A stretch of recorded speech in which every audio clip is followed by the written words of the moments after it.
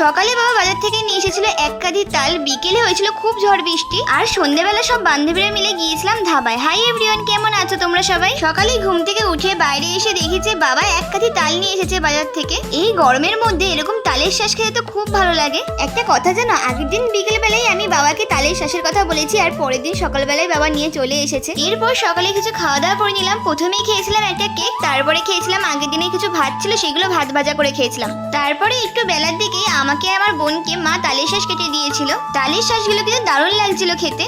এরপর কিছুক্ষণ আমি উনুন ধারে বসেছিলাম আর মা বাইরে টুকটাক কাজ সেরে নিচ্ছিল। আর আজকে তো বাড়িতে চিকেন রান্না হয়েছিল, আর চিকেন হলে আমার আর আমার বোনের অন্য কোনো তরকারি লাগেই না, সেটা দিয়েই ভাত খাওয়া হয়ে যায়। তারপর দুপুরের পর থেকেই আকাশে কালো মেঘ করে আসে, আর তার কিছুক্ষণের মধ্যেই বিশাল ঝড় শুরু হয়। তারপরেই হয়েছিল ঝমঝমিয়ে বৃষ্টি। যা গরম পড়েছিল, একটু স্বস্তি পাওয়া গেল। এরপর সন্ধ্যেবেলা আমরা সব বান্ধবীরা মিলে এসেছিলাম ধাবায়। অনেকদিন পর সবার সঙ্গে দেখা হয়েছে, বেশ অনেকক্ষণ গল্প করলাম, একটু খাওয়া দাওয়া করেই চলে আসলাম বাড়ির দিকে। আজ ভিডিওটা এই পর্যন্ত, আজ তাহলে আসি, বাই।